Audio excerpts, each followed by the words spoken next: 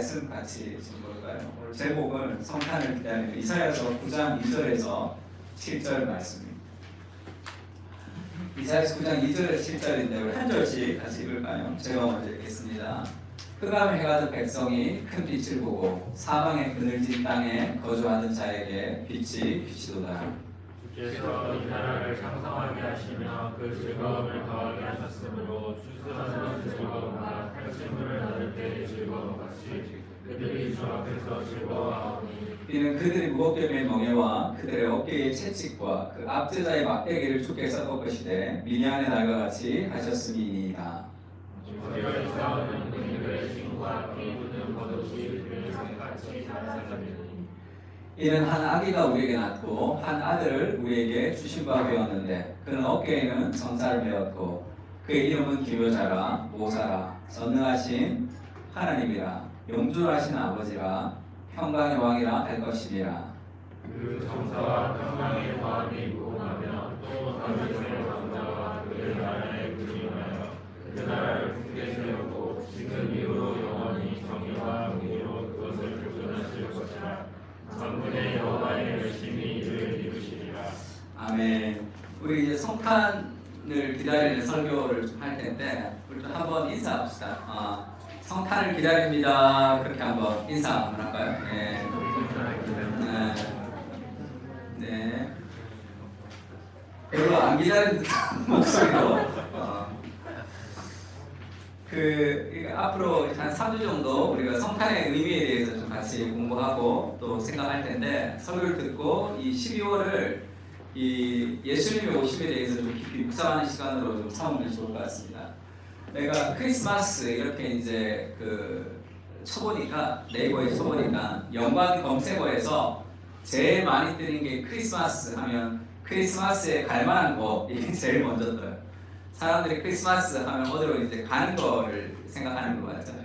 그러니까 아빠 어디가 유행을 하면서 이 방송이라는 게 우리를 선도하죠. 그래서 요즘 사람들의 마음을 끄는 두 가지는 여행과 맛집, 먹는 거, 가는 거. 그것이 이제 우리의 어떤 목적이 되는 거죠. 그래서 직장생활 힘든 사람들은 주로 직장생활 힘들게 해서 휴가 받아서 좀 어디 가서 여행하고 맛있게 먹는 거, 그것을 인생의 낙으로 살아가는 그런 시대를 좀 살아가는 것 같아요. 쉽게 얘기하면 고작 그 정도를 인생의 낙으로 살아갈 수밖에 없는 그런 좀 안타까운 현실을 우리가 지금 살아가고 있는 거죠. 그 다음에 두 번째는 크리스마스 하면 어디 갈 만한 거, 두 번째는 공연. 크리스마스 연예인 공연들이 이렇게 많은 것 같아요. 그 다음 세 번째가 트리, 코스트코, 이렇게 그렇게 쭉 나오더라고요. 쇼핑, 크리스마스 쇼핑 같은 거. 이게 이제 우리가 흔히 얘기하는 사람들이 가지는 성탄이라는 크리스마스라는 생각이죠.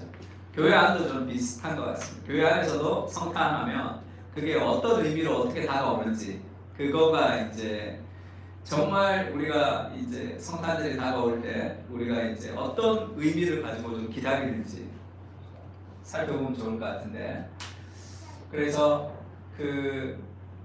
크리스마스 하면 주로 이제 빛이 이제 뜨는 그림들이 많죠. 오늘 본문에는 9장 2절에는 이렇게 되어 있습니다. 다시 한번 읽을까요? 시작. 흑암에 행하던 백성이 큰 빛을 보고 사방의 그늘진 땅에 거주하던 자에게 빛이 비추도다. 이것이 예수님의 탄생의 한마디로 요약하면 예수님의 탄생이라는 것은 흑암에 행하는 백성에게 큰 빛을 보고 사방의 그늘 땅에 거주한 자에게 빛이 비추는 사건이다. 그렇게 얘기하고 있습니다. 이게 이사야서 9장 2절이 왜 그렇게 중요하냐면 예수님께서 공생을 시작하실 때가 있죠. 그때도 요한이 잡혔습니다. 요한이 잡혔어요. 세례 요한이 잡히고 나서 예수님이 공적 생활을 시작하죠. 세례 요한과 예수님이 이제 오버랩 되는 시대가 있었고 세례 요한이 잡히고 예수님이 본격적으로 사역하는 시대가 있습니다. 그러니까 그게 신약의 시대죠. 이 세례 요한은 구약과 신약의 연결고리를 하는 사람이라면 요한이 잡히고 갈릴리로 물러가셨다가 나사렛을 떠나 스불론과 납달리 지경 해안에 있는 가브나움에 가서 사시니 이는 선지자 이사야를 통하여 하신 말씀을 이루려 하심이라. 예수님이 요한이 잡히고 나서 이 가버나움으로 일부러 가셔서 거기서 사셨다는 거예요. 왜 그렇게 하셨냐 하면 이사야를 통해서 하신 말씀을 이루기 위해서 예수님 그렇게 하셨는데, 이사야의 어떤 말씀이냐 하면 일러스되 스불론 땅과 납달리 땅과 요단강 저편 해변 길과 이방의 갈릴리여, 그렇게 부르고 나서 흑암에 앉은 백성이 큰 빛을 보았고 사방의 땅과 그늘에 앉은 자들에게 빛이 비추었도다 하였느니라. 지금 우리가 읽었던 그 구절이죠. 이것이 예수님의 사역을 시작할 때 이 구절을 가지고 예수님 이것을 성취하시는 분이시다 이렇게 얘기하고 있습니다. 이때부터 예수께서 비로소 전파하게 되시되 회개하라 천국이 가까웠다. 그러니까 예수님의 사역은 흑암에 있는 곳에 빛을 비추는, 그리고 가장 열악한 그런 지역으로부터 예수님이 시작하시는 거죠. 그러니까 이 그리스도의 오심이라는 것은 우리의 생각을 완전히 뒤집는 사건인데, 그러면 지금 이 성탄을 통해서 예수님이 우리에게 주는, 크리스마스가 우리에게 주는 첫 번째 메시지가 뭐냐면 우리가 살고 있는 세상이 어떤 곳인가라는 질문을 던지는 거죠. 우리가 살아가는 세상이 어떤 곳인가? 성경은 어떻게 얘기합니까? 흑암과 사망의 세상이다. 흑암으로 가득 차 있는 곳에 예수님이 빛으로 들어온 거죠. 그러니까 우리가 사는 세상이 흑암으로 가득 찬 세상이다라는 거예요. 그런데 문제는 그것을 사람들이 모르는 거죠. 그러니까 이 성탄의 의미가 이렇게 크지 않다. 성경에서는 이제 흑암, 어두움 이렇게 얘기하면 요한복음 1장 5절에는 빛이 어둠에 비추되 어둠이 깨닫지 못하더라 할 때 어둠이라는 것은 이 무지를 뜻합니다. 영적인 무지. 그러니까 눈 먼 상태, 영적으로 죽은 상태. 그러니까 뭔가 보지 못하는 거죠. 죽어 있기 때문에 그것을 어둠이다 이렇게 표현합니다. 또 그 정절이 이것이니 빛이 세상에 왔을 때 사람들이 자기 행위가 악함으로 빛보다 어두움을 더 사랑하는 것이니라. 악을 행하는 자마다 빛을 미워하니 빛으로 오지 아니하나니 이는 그 행위가 드러날까 하며, 예수님이 세상에 빛으로 오셨는데 어둠이 빛을 싫어하는 거죠. 왜냐하면 자기 행위가 악함으로 빛보다 어둠을 더 사랑하기 때문에 빛이 비쳤지만 그것을 깨닫지 못하는 그런 상태를 얘기해요. 그러니까 세상은 어둠의 상태예요. 그러나 그것을 잘 알지 못하는 상태. 그것이 지금 이 세상의 상태죠. 그때 예수님이 빛으로 오셨다. 그것을 좀 알아가야 되는 거죠. 그러면 어둠을 깨닫지 못하는 세상, 어둠을 깨닫지 못하는 세상에는 어떤 식으로 사람들이 살아갈까? 자기가 어두움을 깨닫지 못하기 때문에 첫 번째는 할 수 있다. 그러니까 지금 세상이 어두워서 예수님이 이 땅에 오셨다는 것은 인간의 힘으로는 도저히 할 수 없는 세상이기 때문에 예수님이 오셨단 말이에요. 근데 그 예수님을 우리가 받아들이지 않는다는 것은 여전히 어둠 속에 있고 인간의 힘으로 여전히 할 수 있는 세상이라는 생각이 그 속에 깔려 있습니다. 그래서 어둠을 깨닫지 못하는 세상의 문화의 내러티브는 내가 할 수 있다. 조국의 법고전 산책이라는 책이 나와서 제가 살펴봤는데, 이 책에서 제일 마지막에 이 칸트의 그 이론을 하나를 소개합니다. 칸트가 이렇게 얘기해요. 영구 평화론이라는 책에서 우선 순수 실천 이성의 왕국과 그 정의에 도달하려고 노력하라. 그러면 너의 목표, 영원한 평화의 은총은 필연적으로 달성될 수 있을 것이다. 이 세계 평화론이라고 그러죠. 칸트의 영구 평화론. 그러면 순수 실천 이성의 왕국과 그 정의에 도달하려면 그렇게 노력을 해라. 어떤 명확한 정한 명령에 따라 자기의 실천을 하면서 노력해라. 그러면 세상에 평화가 오게 될 것이다 이렇게 생각하는 거죠. 무언가 인간의 노력을 통해서 더 나은 세상이 될 것이라는 그런 착각. 만약에 그랬다면 예수님이 오지 않았겠죠. 인간의 노력을 통해서 무언가 개선될 수 있었다면 이 흑암에 가득한 세상 속에 예수님이 빛으로 오셨다 이렇게 얘기해요. 그 흑암을 깨닫지 못할 때는 여전히 인간 안에 소망이 있고 우리를 통해서 뭔가 개선될 수 있다라고 생각하는 생각이 사로잡고 있는 거예요. 그 문화적인 내러티브가 우리에게도 영향을 끼쳐서 우리도 하나님과 상관없이 무언가 내 인생을 제대로 살아갈 수 있을 것이다 라고 생각하는 그런 착각들이 있습니다.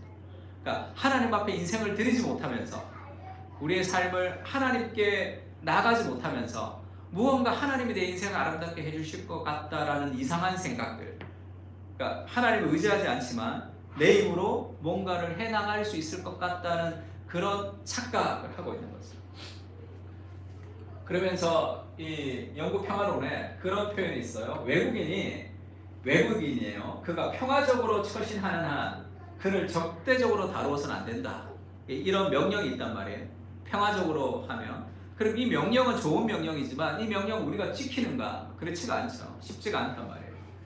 예전에 2019년에 예멘에서 난민이 들어왔죠. 그때 반대를 엄청나게 했습니다. 우리나라 사람들이. 왜 우리 세금을 다른 사람한테 쓰느냐?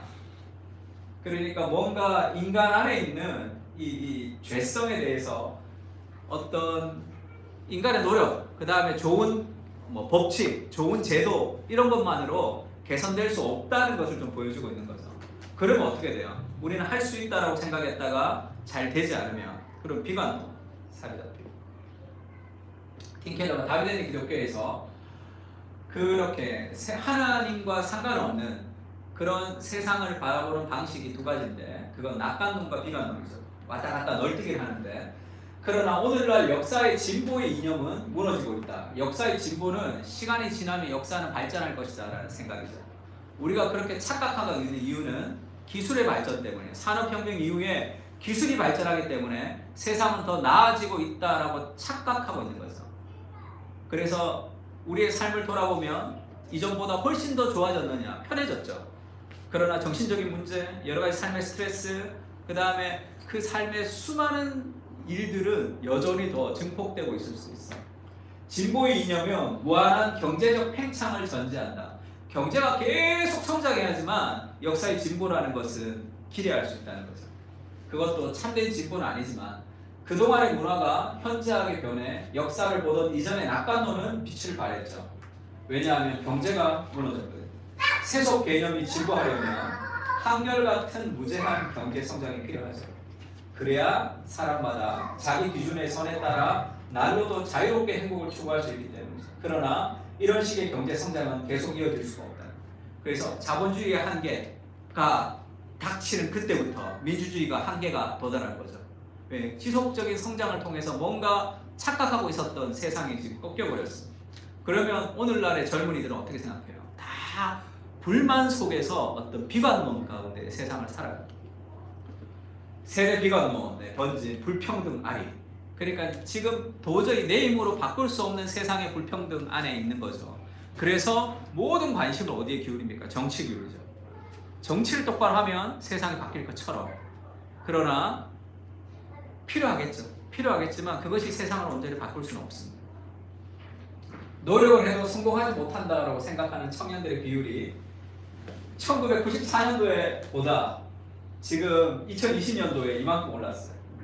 노력하면 성공하지 못한다. 노력해도 성공하지 못한다가 8.4%밖에 안 됐는데 지금은 20% 이상이 지금 그렇게 얘기하고 이 퍼센테이지가 훨씬 올랐죠. 그러니까 하나님과 동떨어진 이 세상 속에서 자신을 바라보는 두 가지 관점이 왔다 갔다 하는데 하나는 우리가 노력하면 세상은 바뀔 수 있고 내가 노력한 만큼 내 인생은 좋아질 수 있다는 그런 착각. 그러다가 그렇게 하면서 잘 안 되죠. 그러면 비관 확 떨어져요. 세상이 왜 이래? 정치가 왜 이 모양이야? 그런 낙관론과 비관론 사이를 왔다 갔다 하죠. 그러니까 어떤 사람은 그래도 할 수 있다, 할 수 있다 이렇게 얘기하고 어떤 사람은 그러면 결국 안 된다. 그 사이를 왔다 갔다. 그러면 성탄에서 흑암이 비친 흑암으로 가득하고 사망으로 가득한 땅에 예수님이 빛을 비추었다라는 크리스마스가 우리에게 주는 어떤 세상을 향한 어떤 관점이 있다면 그것은 균형이죠. 기독교는 우리가 애쓰면 문제를 해결할 수 있다는 낙관론에 동의하지 않습니다. 인간의 노력으로 무언가 개선될 수 있다면 예수님 오시지 않았단 말이에요. 그래서 우리가 애쓰면 문제를 해결할 수 있다는 낙관론에 동의하지 않아요. 물론 미래의 디스토피아, 아주 비관론만 내다보는 비관론에도 동의하지 않습니다. 유토피아도 우리가 배제하지만 디스토피아도 우리가 배제합니다. 그러니까 하나님과 상관없이 이 세상을 바라보면 둘 중에 한 가지예요. 그리고 그 둘을 왔다 갔다 널뛰기 하면서 왔다 갔다 해요. 개인적으로 잘 되면 굉장히 하나님의 축복을 받은 것처럼, 개인적으로 뭔가 안 풀리면 뭔가 문제가 있는 것처럼 그렇게 살아갈 때가 많습니다. 그러나 기독교의 메시지는 문제가 아주 심각해서 우리 스스로 치유나 구원을 이룰 수 없다라는 걸 인정하죠. 그럼에도 불구하고 소망이 있다 이렇게 말할 수 있죠. 왜냐하면 사망이 그늘진 땅에 빛이 비추었기 때문이죠. 이것이 크리스마스가 선언하는 메시지다. 흑암이 가득한 곳에 빛이 비추었다라는 그 성탄의 의미를 통해서 우리는 이 세상을 온전하게 균형 있게 볼 수 있습니다. 이 세상은 인간의 노력으로 해결할 수 없는 그러한 세상이라는 절망, 그럼에도 불구하고 우리가 하나님이 함께 하심으로 이루어질 수 있는 소망을 가지고 있는, 이게 굉장한 균형이죠, 삶에 있어서. 그래서 구스인이 그 피부를, 구스인이라는 흑인이 그 피부를, 그 다음에 표범이 그의 반점을 변하게 할 수 있느냐 이렇게 물었어요. 흑인이 피부를 변하게 할 수 있습니까? 표범이 반점을 스스로 변하게 할 수 있어요? 할 수 없다는 거예요. 그들이 할 수 있을진데 악에 익숙한 너희도 선을 행할 수 있으리라 이렇게 얘기해요. 흑인이 피부를, 표범이 그 반점을 변하게 할 수 있느냐? 그러면 악에 익숙한 너희도 선을 행할 수 있다고 내가 인정해 줄게. 너희 안에 소망이 없다. 인간의 노력을 통해서 어떤 인생의 문제도 해결할 수 없다라는 선언, 그것이 성탄이 우리에게 주는 첫 번째 선언이었어요. 그렇지 않으면 왜 오셨겠어? 하나님이 오지 않고 말만 하면 되잖아요. 그래서 우리가 존 스토트의 기독교의 기본 진리 보면 하나님이 자기 주도적 행위가 세 가지인데, 창조하셨다, 말씀하셨다, 행동하셨다. 창조는 하나님 세상을 창조하셨고, 말씀은 하나님의 말씀을 우리에게 계시해 주셨죠. 그러면 그렇게 살면 되잖아. 근데 왜 예수님이 이 땅에 오셔서 죽으셔야 됐죠? 그렇게 살아라고 해도 인간은 살 수 없는 존재이기 때문에 예수님이 우리를 대신해서 십자가에서 죽으셔야지만 우리가 구원받을 수 있는 존재다 이렇게 얘기했습니다. 그래서 등불이죠. 시편 119편 105절을 보면 주의 말씀은 내 발의 등이요 내 길의 빛이다 이렇게 캄캄한 어두운 길에 우리가 램프를 들고 간단 말이에요. 주의 말씀이 내 발의 등이고 내 길의 빛이다라는 이 말씀 속에는 이 세상은 캄캄한 어둠의 길이라는 거예요. 주의 말씀으로 우리를 비추지 않으면 우리가 인생의 길을 바르게 걸어갈 수 없다라는 그런 삶이 전제되어 있는 거죠. 그런데 어둠은 그것을 깨닫지 못합니다. 그래서 주의 말씀을 비추며 인생을 살아가지 않고 캄캄한 인생길을 내가 길을 찾아갈 수 있는 것처럼 걸어가는 거죠. 그래서 삶이 힘든 거예요. 그래서 삶이 힘든 거예요. 내 삶이 정말 어둠 가운데 있다는 그것을 깨달을 때 우리가 주의 말씀을 비추면서 우리가 걸어갈 수 있는 거예요. 그러니까 성탄은 우리에게 주는 첫 번째 메시지는 인간 안에는 소망이 없다는 확실한 메시지. 그러나 하나님이 너희 인생에 길과 진리와 소망을 비춰주신다라고 성탄의 메시지를 우리에게 주셨다. 그것을 좀 인식해야 돼요. 정말 인간 안에 스스로 해결할 수 없다라는 삶의 절망이 우리를 그리스도에게로 인도합니다. 우리가 바빠서 기도하지 않고 우리가 시간이 없어서 말씀을 보지 못하는 것이 아니라 내가 내 힘으로 살아갈 수 있다는 삶에 무엇이 있기 때문에 그 문화적인 내러티브가 있습니다. 그것이 정말 참된 빛을 보지 못하게, 깨닫지 못하게 하는 그런 메시지를 우리에게 전하는 거죠. 그래서 그 어둠 속에서 예수님이 왔지만 그 예수님을 대우하지 못하고 살아가는 많은 세상들이 얼마나 안타까워요. 성탄절날 왜 저렇게 놀까? 성탄절날 예배해야지 그렇게 생각하잖아요. 우리도 마찬가지예요. 우리도 교회 안에서 성탄절날 예배하지만 정말로 내 힘으로 살아갈 수 없는 존재라는 것을 깨달아지는 그런 은혜가 좀 필요합니다. 그럼 어떻게 그걸 깨달을 수 있는가? 우리 시편 119편 18절 한번 읽어볼까요? 시작. 눈이 열려야 됐어. 네, 눈을 열어서 주의 법에 놀라운 것을 보게 해주십시오. 하나님, 내 눈을 좀 열어서 보게 해주십시오. 눈이 열리면 내가 지금 이 동굴에서 시커먼 데서 살았어. 그래서 잘 몰라 서로가. 근데 빛으로 나오면 내가 얼마나 더러운지가 이렇게 보인단 말이에요. 그래서 빛 가운데 있는 사람은 자신을 회개하며 자신이 죄인이라 고백하며 거룩한 삶을 살아갑니다. 빛 가운데 있지 않은 사람은 여전히 그냥 그렇게 살아가는 거예요. 자신을 잘 인식하지 못하기 때문에. 눈을 열어달라 이런 마음 필요하고요. 그 다음에 우리가 기도할 때 기도는 참다운 자기 인식으로 들어가는 유일한 통로다 이렇게 얘기해요. 기도를 통해서 우리가 하나님 만날 때 그것은 참다운 자기 인식, 내가 누구인지를 깨닫게 한다는 거예요. 우리가 하나님의 말씀을 따라 우리가 하나님과 교제하지 않을 때 내가 누구인지를 알 수 없어요. 참다운 자기 인식으로 들어가는 유일한 통로가 기도인데, 마음의 변화, 다시 말해 사랑을 조율하고 조정하는 주요 도구가 기도라는 거예요. 하나님이 자녀들을 위해 마련하신 상상을 초월할 만큼의 놀라운 선물을 수없이 베푸시는 방편이다. 기도는 하나님과 기도를 통해서 우리는 참다운 자기 인식으로 들어갈 수 있습니다. 이것을 그냥 그대로 틴케러의 기도에 나온 말인데, 기도라는 것은 진정한 자기 인식으로 들어가는 유일한 길이다 이렇게 얘기하죠. 그리고 역시 중요한 어떤 도구인데, 깊은 변화, 인생의 깊은 변화를 경험하는 중요한 도구라는 거예요. 어떻게 변화를 경험하느냐를 이렇게 얘기했습니다. The reordering of our loves, 우리의 사랑을 재조정하는 거죠. 그러니까 사랑을 재조정한다는 게 뭐죠? 기도를 통해서 참다운 자기 인식을 발견한다는 것은 기도를 통해서 내가 가장 사랑하는 게 무엇인지를 깨닫게 됩니다.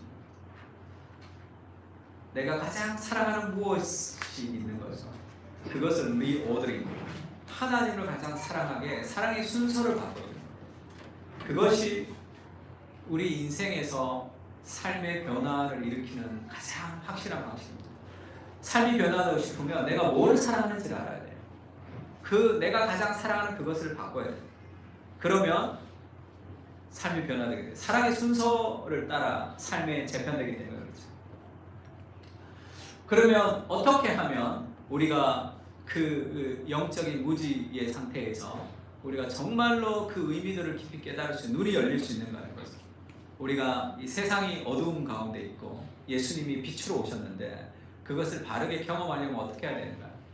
지금 예수님의 성육신, 예수님이 이 땅에 들어오신 사건인데 C.S. 루이스가 그것을 역사 속에 들어온 설화 이렇게 얘기했어요.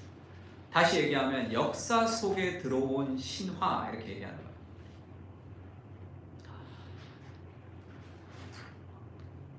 동정녀 마리아의 몸에서 예수님이 태어나셨다라는 것은, 그것은 좀 믿기 어려운, 어떤 합리적으로 생각하기에 믿기 어렵다 그런 생각이 들어요. 저도 이제 교회를 처음 다니고 중학교 때 이제 교회를 막 다니고 이제 저를 전도했던 친구랑 이렇게 매일 학교를 이렇게 왔다 갔다 했어요. 근데 그 친구한테 내가 교회를 한 2년 정도 다녀고 났을 때인데, 야, 딴 건 다 믿겠는데 동정녀의 몸에서, 여자의 몸에서 예수님이 태어났다는 건 난 도저히 못 믿겠다 그렇게 얘기했더니 그 친구의 실망한 표정이 역력했어. 실컷 전도했더니 설명을 못하겠고 그 친구가 완전 확 얼굴이 흑빛으로 변하면서 한 며칠 말을 안 했어 나랑. 그게 참 믿을 수 없다, 그런 생각이 좀 들었습니다. 동정녀의 몸에서 난다는 게 믿을 수 없다 생각하죠.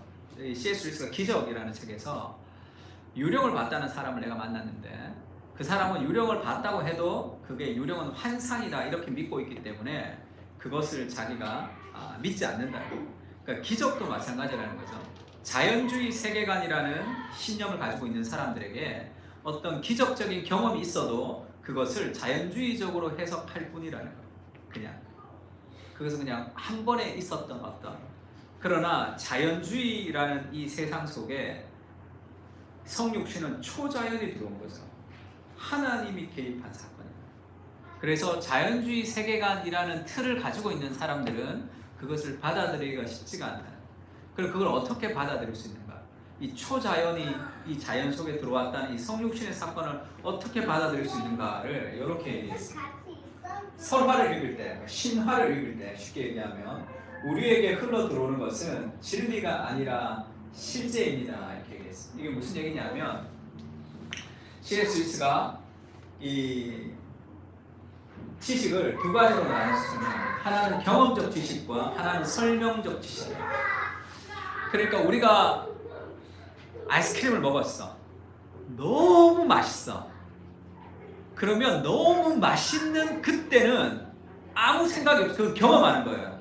근데 너무 맛있는 아이스크림을 이제 생각하는 거지.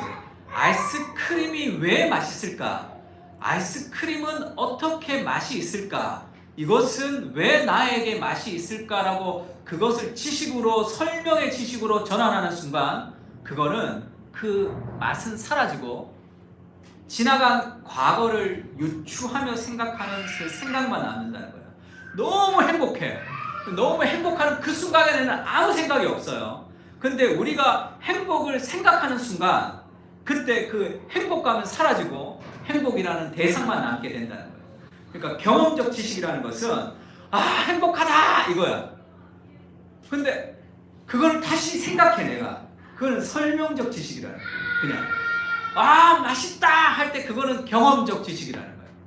근데 그것을 맛있다는 것을 생각하며 유추하게 되면 그 맛있다는 사라지고 그냥 그것에 대한 설명만 남는 거죠. 그래서 그렇게 얘기합니다. 내가 실제를 경험하고 있는 순간 나는 그것을 붙잡고 있지만 그 실제를 경험하는 건 내가 붙들고 있는 거예요. 그 경험을 사고하기 위해 뒤를 돌아보는 순간 그 경험을 생각하는 순간에 실제는 내 앞에 있지 않다. 진실은 아는 것이고 실제는 만나는 것이라는 거죠. 그럼 우리가 성육신의 사건 같은 것들을 어떻게 경험할 수 있을까 했을 때 C.S. 루이스는 성육신이 여자의 몸으로 태어나서 그것이 어떻게 내가 믿을 수 있을까? 그렇게 해서 그렇게 막 설명을 통해서 설득을 통해서 막 알아가는 과정이 있죠. 그게 설명적 지식. 참된 지식은 맛보는 거죠. 그러면 행복이 뭐냐 할 때 행복이란 무엇인가라는 그 설명적 지식이 행복이 아니라 행복하다 그게 행복의 실제죠. 맛있을 때 맛이란 도대체 무엇인가가 맛이 아니라 맛있다라는 그 실제가 맛이라는 거예요. 그러면 예수님의 사건을 성경에서 신화, 설화를 통해서 우리에게 얘기하는 이유가 뭐냐는 거죠. 예수님을 설명하지 않죠. 성육신을 설명하지 않고 여자가 잉태하여 아들을 낳는다는 그런 설화라는 스토리를 통해서 우리에게 전달하는 이유가 도대체 무엇일까? 그것은 경험하는 거죠. 설화는, 신화는 우리를 수학자와 과학자가 되게 하는 게 아니야. 어린아이와 시인이 되게 한다 이렇게 얘기했어요. 그래서 그 스토리는 우리의 영혼에 직접적인 하나님을 다 경험하게 한다는 거죠. 그것이 이 예배의 순간이나 여러분 삶의 순간에 그 실제를 만나는 경험적 진리가 있을 때 나머지가 다 이해가 됩니다. 그때 다 이해가 된단 말이에요. 그냥 그것을 설명하고 유추하고 할 때 우리 삶에 그것이 이루어지는 것이 아니라 그 실제를 경험할 때 우리의 삶의 나머지가 다 이해가 되는 거죠. 그것은 성령께서 우리를 깨닫게 해주십니다. 하나님의 말씀을 들으면서 우리가 찬양하면서 우리가 예배하면서 그 실제가 우리 마음 가운데 확 들어와야 된다. 그 경험적 지식 그게 언제 어떻게 들어오는지 모르겠지만 그것이 어느 날에 확 우리의 삶을 들어오는 거죠. 행복이란 무엇일까가 아니라 행복하다. 하나님을 어떻게 사랑해야 할까가 아니라 하나님의 사랑이 쑥 들어온다는 거예요. 그것을 직접적 경험과 실제로 만나게 하기 위한 방편이 그것이 이야기라는 거죠. 그래서 성경은 단순한 명제로 우리에게 얘기하지 않고 어떤 스토리로 우리에게 얘기한다. 그 신화라고 표현했습니다. 그래서 C.S. 루이스가 나니아 연대기라는 그런 신화를 썼죠. 그것은 천국을 상상하는. 그래서 돌킨이 그 반지의 제왕 같은 거 썼잖아요. 그럼 판타지 소설로 성경을 소개하는 이유가 뭐죠? 판타지는 현실과 달라라는 이 자연주의 세계관 안에서 사람들은 그거를 자르기 때문이지만 실제는 초자연이에요. 보이지 않는 세상이 더 실제하다는 걸 보여주고 싶은 거죠. 이 세상 속에 살지만 보이지 않는 나냐의 세계가 그것이 더 큰 실제가 우리 삶 가운데 연결되어 있다는 걸 보여준단 말이에요. 우리가 지금 이 땅 가운데 살아가지만 이 땅의 실체와 이 땅의 생각으로는 그 초자연이 우리 속에 들어오는 것에 대해서 이해하기가 쉽지가 않은 거죠. 이 눈이 열려요. 우리가 지금 여기 있지만 눈이 열려서 이 초자연의 세계, 하나님의 세계가 더 크게 우리 삶 가운데 다가올 때 우리는 이 땅에 살지만 위의 것을 바라보며 살아갈 수 있는 삶이 된다. 그것이 우리 인생의 참된 어떤 이 비전을 제시하는 거죠. 그렇지 않으면 초자연의 세계를 다 내버리고 이 현실 안에서 내가 무엇이 될까, 내가 무엇을 누릴까, 내가 어떻게 살아갈까라는 그 현실적 고민만 남는단 말이에요. 그것을 인간의 노력으로 해결할 수 없는 것입니다. 그러면 계속 쳇바퀴 돌듯이 힘든 인생들을 살아가요. 이 초자연을 이렇게 들어오게 해야 돼요. 그래서 그 게하시가 벌벌 떨었을 때 이 아람의 군대가 우리를 둘러싸고 있다라고 벌벌 떨었을 때 엘리사가 뭐라고 얘기해? 네가 눈을 들어서 다시 보라. 아람의 군대를 둘러싸고 있는 하나님의 불말과 불병거가 보이지 않냐? 그게 보이지 않으니까 겁나는 거죠. 그게 눈으로 열리면 그러면 두렵지 않겠죠. 삶의 여러 가지 많은 문제들보다 크신 하나님을 초대할 때 그것을 경험하는 실제가 성육신을. 그래서 예수님이 이 땅에 인간으로 오셨다는 그것은 성경에서 정말로 중요한 모든 것을 다 이해할 수 있는 삶의 실제다 이렇게 얘기했습니다. 그래서 그것을 믿을 수 없는 신화로 우리에게 전달한 것이 아니라 초자연의 세계가 이 자연의 세계에 들어오는 우리의 세계관을 깨트리는 그 초자연의 실제를 경험하게 하도록 예수님이 하나님이 성경을 신화화했다. 얼마나 멋있는 설명이에요. 사도 바울도 마찬가지죠. 사도 바울은 예수 믿는 사람들은 다 사입이라고 생각했어요. 그리고 메시아로 예수님이 왔다는 것, 아 메시아로 왔나 생각했겠죠. 근데 메시아가 십자가에서 그냥 죽어버렸어. 그리고 이건 뭐지? 완전 사기꾼 아니야? 이렇게 생각하는 거죠. 나의 생각 속에 메시아는 군사를 이끌고 와서 로마로부터 우리를 압제할 다윗의 왕국을 다시 한번 회복시킬 그 메시아가 와야 된다고. 바리새인이잖아요. 성경에 달통하잖아요. 그래서 예수 믿는 사람들을 다 죽이고 다녔죠. 다 사기꾼, 다 가짜라고 생각하고 있었어요. 근데 예수님을 정말 만나버려요. 부활하신 그리스도를 그가 정말 만났습니다. 주님 누구십니까? 나는 네가 박해하는 나사렛 예수라. 얼마나 충격을 받았습니다. 주님 무엇을 하리까? 주께서 이르시되 일어나 다메섹으로 들어가라. 네가 해야 할 모든 것을 거기서 누가 이루리라. 빛의 광채로 말미암아. 빛의 광채로 말미암아. 이게 뭘 뜻하는 거예요? 이 영적으로 어두운 가운데 있었던 그 사도 바울을 어마어마한 빛의 광채로 바울이 지금 눈이 멀어서 3일 동안의 식음을 전폐하고 있었어. 얼마나 혼란스러웠을까. 그러나 그 3일 동안의 혼란 속에서 바울은 다 정리가 됐겠죠. 메시아로 오셨다는 고난의 종으로 오신 그 수많은 사건과 사건 속에서 연약한 인간의 몸으로 오셔서 연약한 인간을 대신해서 십자가에 죽으시는 그 사건들이 쫙 이해가 됐겠죠. 그것을 경험하면서 이해가 되는 거죠. 삶을 경험하면서 이해가 된다. 이해가 되면서 경험하는 것이 아니라 그 실제를 경험하면서 그 사랑을 경험하면서 다 이해가 돼요. 마리아에게 예수님이 찾아오셔서 처녀가 잉태하여 아들을 낳을 것인데 그 이름을 예수라 하라. 그것은 이사야서에 우리가 오늘 배웠던 그 예언이죠. 전 구약에서 흐르는 그 메시아, 그게 너를 통해서 나올 거야. 믿을 수 있는 일이냐. 그것도 처녀가 주의 말씀대로 순종하겠습니다. 이렇게 얘기하죠. 그것이 다 믿어졌기 때문에 순종할 거야. 다 이해됐기 때문에 순종할 거야. 순종함으로 이해될 때가 있어요. 그 실제를 경험하면서 이해될 때가 있어요. 저도 한동안 늘 눈물로 불렀던 찬양이 만유의 주제 존귀하신 예수 이 찬양이에요. 만유의 주제 존귀하신 예수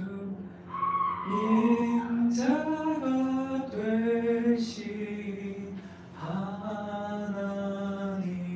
참 너무 좋았어. 어느 날 이 찬양을 다 부르는데 만유의 주제가 뭐야? 온 우주의 주인이죠.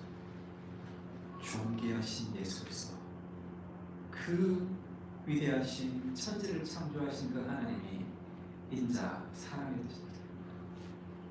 근데 그게 너무 감격적. 그 영광스러운 그 만유의 주제가 사람이 되셨다. 찬양을 볼 때마다 울었어.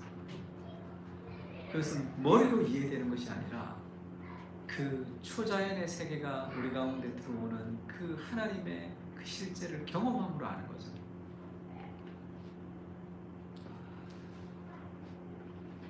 근데 그 경험은 우리의 세계관을 막 깨트린단 말이에요. 오늘도 흑암에 있던 백성에게 빛을 비추고 사망의 그늘들 땅에 거주하는 자에게 빛을 비추는 거죠. 그래서 지금 이 흑암에 있고 사망에 있지만 이제 빛이 비친다. 메시아가 오시면 이제 빛이 될 것이다. 이렇게 얘기를 하고 있어요. 그러면서 주께서 이 나라를 창성하게 하시며 그 즐거움을 더하게 하셨으므로 추수하는 즐거움과 탈취물을 나눌 때의 즐거움 같이 그들이 주 앞에 즐거워하오니, 그러니까 전쟁에서 승리한다는 뜻이죠. 지금 이스라엘이 풍전등화와 같은 그런 상황 속에 있었단 말이에요. 전쟁 속에 아람 군대가 쳐들어와서 막 놀리고 있었단 말이에요. 이는 그들이 무겁게 맨 멍에와 그들의 어깨의 채찍과 그 압제자의 막대기를 주께서 꺾으시되 미디안의 날과 같이 하셨습니다. 미디안의 날과 같이 했다는 것은 기드온이 승리했을 때 같이 승리했다. 그것은 연약한 백성이 하나님의 능력으로 승리했다는 것을 구약에는 두 가지로 표현합니다. 하나는 출애굽, 하나는 미디안이에요. 그러니까 미디안의 날같이 하면 그것은 연약한 인생이 승리했다는 표현이에요. 그 전쟁에서 이제 승리하게 될 것이다 이렇게 나오죠. 5절에는 어지러이 싸우는 군인들의 신과 피 묻은 겉옷이 불에 석같이 사라지니, 전쟁에서 이제 막 사람들이 다 죽이고 승리하게 될 것이다. 그래서 흑암에 비치는 빛이 비춰서 전쟁에서 승리하게 될 것이라는 예언입니다. 근데 이는 한 아기가 우리에게 낳고 한 아들을 우리에게 주신 바 되었는데 그의 어깨에는 정사를 메었고, 거버먼트, 그 정부를 메어, 정치하는 정부의 일을 메었다는 거예요. 그러니까 왕이라는 거죠. 그의 이름은 기묘자, 기묘자라는 것은 원더풀, 아름답다. 그의 이름은 아름답고 모사라, 카운셀러, 전능하신 하나님이라, 영결하신 아버지라, 평강의 왕이라 할 것이니라 이렇게 얘기했죠. 그러니까 지금 그 전쟁 속에서 지금 벌벌 떨면서 기도할 때 지금 하나님이 이 예언을 주셨는데 이제 전쟁에서 너희가 승리하게 될 것이다. 이제 그들은 다 망하게 될 것이다. 그러면서 하나님이 이 왕이 이제 그 메시아인 왕이 와서 전쟁에서 승리하게 될 것이다 이렇게 얘기해서 정사를 맨 왕, 기묘자 모사라, 전능하신 하나님, 영존하신 아버지, 이 왕이 오셨다는 거예요. 근데 희한하게 아기로 왔다는 거예요. 이건 뭐지? 그런 거예요. 지금 전쟁 앞에 둘러싸여져 있는데 기도했더니 이제 너희가 전쟁에서 승리하게 될 것이다. 메시아에는 왕이 올 것이다 이렇게 얘기했는데 애기래. 전쟁과 통치와 아기가 이게 맞지가 않잖아요. 이거 뭐지? 그걸 했을 거예요. 그 정사와 평강의 더함이 무궁하며 또 다윗의 왕자와 그의 나라에 군림하여 그 나라를 굳게 세우고 지금 이후로 영원히 정의와 공의로 그것들을 보존할 것이라. 만군의 여호와의 열심히 이것을 이룰 것이다 이렇게 얘기했어요. 너희가 전쟁에서 승리하게 될 것인데 한 아기가 왕으로 통치하는 세상이 올 것이고, 그러면 영원히 다스리는 세상이 올 것이다 라고 얘기하면서 그들 지금 이스라엘의 회복을 이야기하면서 이 전쟁에서 너희가 승리할 것이라고 얘기하지만 그것보다 장차 올 완전한 승리에 대해서 예수님이 얘기하는 거죠. 그래서 전쟁 앞에 있는 사람에게 주신 메시지가 한 아기가 우리에게 났다. 전쟁에 승리하는 것과 아기가 완전히 반대가 되는데 왜 한 아기가 왕으로 오셔서 전쟁에 승리하나요? 도대체 이게 무슨 이야기냐는 거죠. 이게 무슨 이야기입니까? Suffering Servant라는 이사야서 53장에 고난당하는 종의 이름, 고난당하는 종. 그러니까 모든 사람들은 메시아가 와서 전쟁에서 우리를 승리하게 할 것이고 로마의 압제에서 우리를 해방시킬 것이라고 생각한 거예요. 하나님이 함께 하시면 우리가 이길 수 있다 이렇게 생각한 거예요. 근데 하나님이 그렇게 약속하셨죠. 너희가 이길 수 있다. 너희는 승리하게 될 것이다. 너희는 영원한 승리를 맛보게 될 것이다. 전쟁에서. 근데 아기가 태어났다. 예수님은 왜 아기로 오셨는가? 심판을 하기 위해서 오신 것이 아니라 심판을 당하기 위해 오셨기 때문이죠. 이 전쟁, 근데 단순한 이 하나의 전쟁에서 승리하는 걸 원하는 것이 아니라 이 악과 이 저주와 이 흑암으로 가득한 이 세상의 완전한 변화, 죄악 가운데 빠져있는 인간을 완전히 회복시키기 위해서 흑암에 있는 곳에 빛을 비춰서 하나님이 완전한 승리를 너희에게 주실 것인데 그 아기로 왕이 오셨죠. 그 아기로 오신 그 왕은 우리가 생각하듯이 전쟁에서 승리하고 무력으로 정복하는 그런 왕이 아니라 심판을 하기 위해 온 것이 아니라 그 모든 심판을 당하기 위해서 오신 예수 그리스도. 그 모든 심판을 예수 그리스도께서 다 받으심으로 세상에 평화를 가져다 주는 우리의 죄악을 회복시키는 그런 메시아로 오셨다. 아마도 이사야 시대에 지금 왕들은 지금 이 아하스는 아마 이 의미의 깊은 의미를 다 알지는 못했을 것 같아요. 이것이 장차 올 메시아, 그 신약 시대의 그리스도를 상징하는 거죠. 예수님이 왜 아기로 오셨습니까? 그것은 이 죄악 가운데 가득한 이 세상을 변화시키러 오셨는데 그 모든 죄의 저주를 다 당하기 위해서 오셨습니다. 내가 다 받고 세상을 깨끗하게 하기 위해서 오십니다. 독을 내가 다 마셔서 깨끗하게 해주기 위해서 연약한 아기로 예수님이 태어나셨습니다. 왕과 승리와 정복과 아기가 도무지 이것이 다 이해되지 않지만 그것이 하나님의 여심, 만군의 여호와의 여심이 그것을 이룰 것이다 그렇게 얘기했어요. 그러면서 성경에는 그렇게 얘기합니다. 예수님이 이 땅에 오신 이유가 동등됨을 하나님과 동등됨을 취할 것을 여기지 아니하시고 종의 형체를 가지사 사람과 같이가 되어서 자기를 낮추시고 죽기까지 복종하셨으니 곧 십자가에 죽으십니다. 그러므로 하나님이 그를 지극히 높여서 모든 이름 위에 뛰어난 이름을 주는 거죠. 이것이 성탄이 우리에게 주는 의미죠. 세상은 어두워요. 그 어두운 세상을 변화시키기 위해서 예수님이 오셨습니다. 왜요? 그 모든 저주를 다 받기 위해서. 이게 예수님의 삶의 방식이에요. 그때 하나님이 그를 지극히 높여주는 삶을 사는 거예요. 우리도 인간적인 노력을 통해서 뭔가 이루는 삶이 아니라 정말 하나님이 내 인생에 함께 하시는 참된 승리를 맛보고 싶다면 예수님처럼 우리 가정을 변화시키고 우리 교회를 변화시키고 우리가 세상을 변화시킨다면 내가 고난을, 내가 희생을 당하는 삶, 희생하지 않고 변화되는 게 있습니까? 자녀가 올바로 크려면 부모의 희생 없이 자녀가 어떻게 올바로 크냐? 가정이 건강해지려면 부부의 희생 없이 어떻게 가정이 건강해져요? 왜 자꾸 싸우죠? 내가 낫기 때문에, 내가 너보다 낫기 때문이에요. 겸손이 사라지기 때문에 갈등이 있는 거죠. 자기를 희생하지 않는, 자기를 죽이지 않는, 자기의 죽음이 없는 곳에 생명이 살아날 수 있습니다. 예수님이 이 땅을 변화시키기 위해서 아기로 태어나서 심판을 당하기 위해 오셨다. 그것이 삶의 모든 변화, 모든 아름다움, 모든 건강을 뿌리에 보세요. 그건 다 자기를 희생하는 삶의 사랑의 희생이 있습니다. 그것이 예수님의 방식이죠.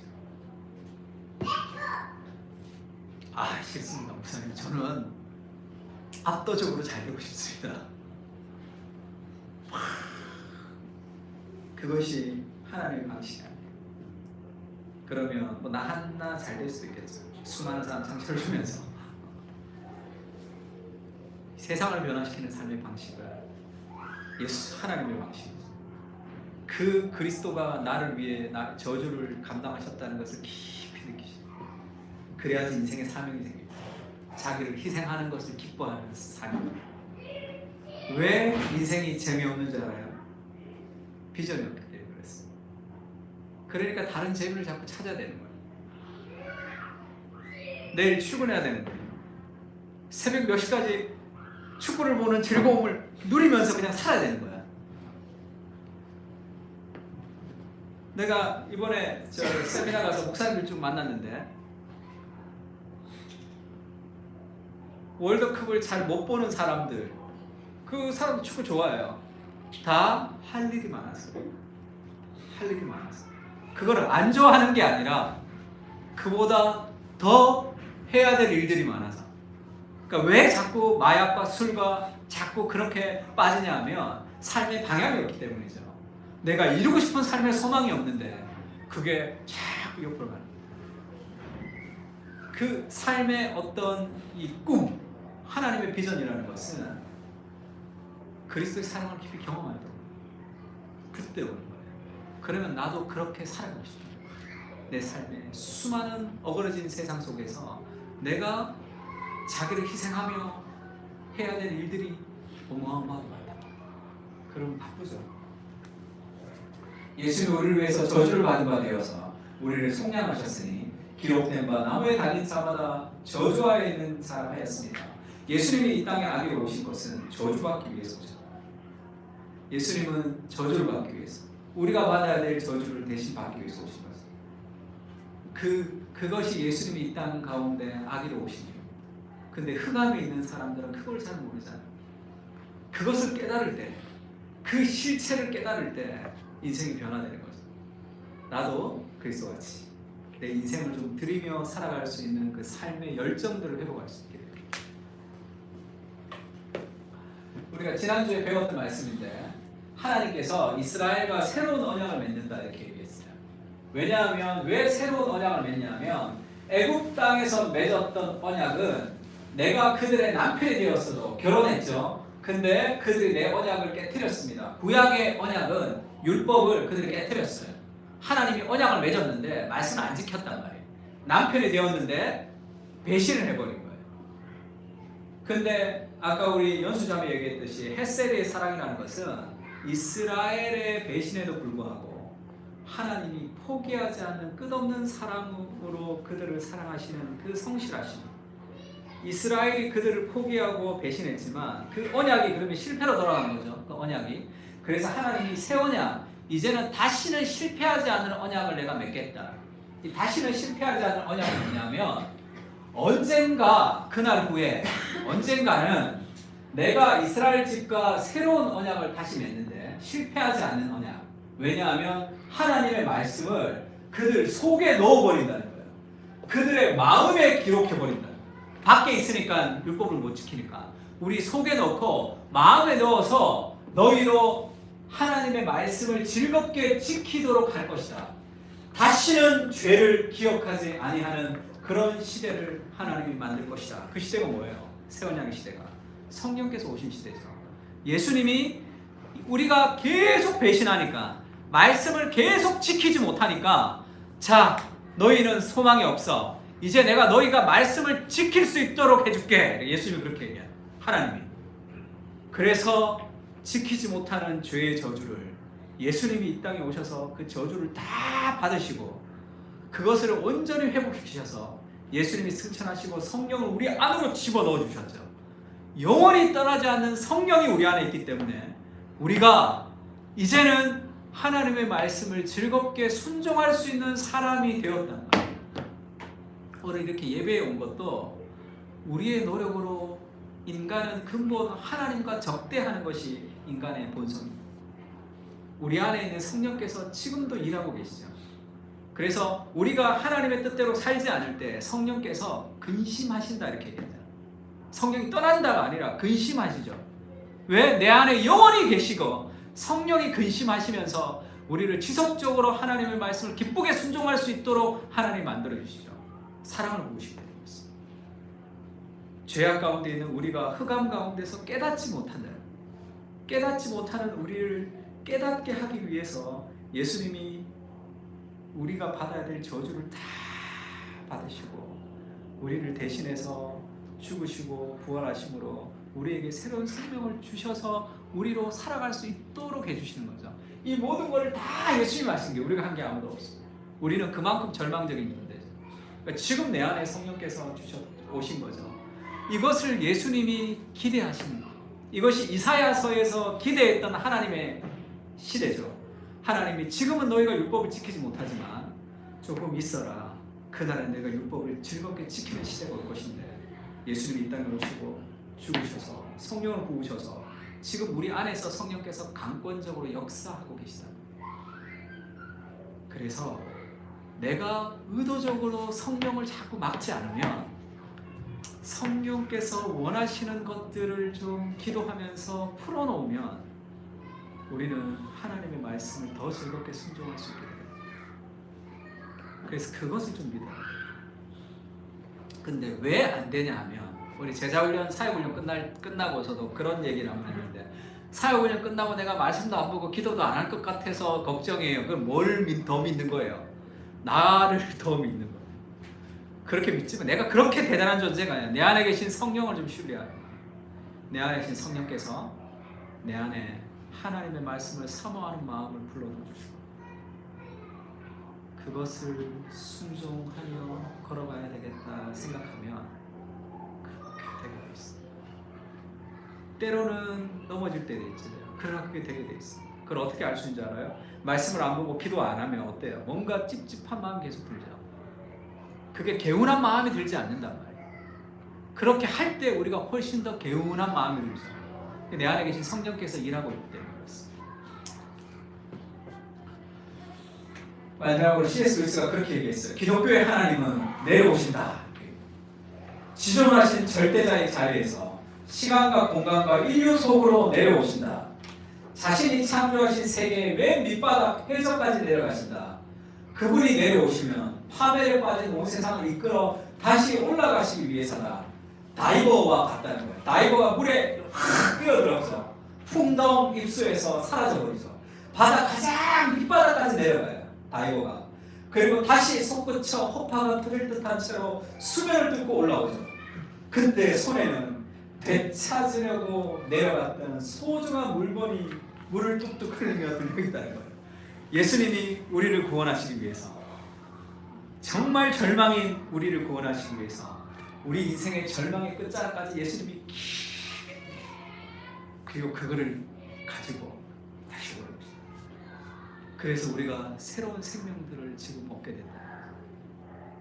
기독교의 하나님은 내려오시는 하나님. 그래서 우리를 다시 끌어올리시는 거예요. 그것을 좀 신뢰할 때 우리 인생에서 정말로 어두움이 물러가고 빛이 비치는 그런 일들이 일어난다는 거죠. 그것을 예수님이 이 땅에 오신 이유가 얘기하고 있습니다.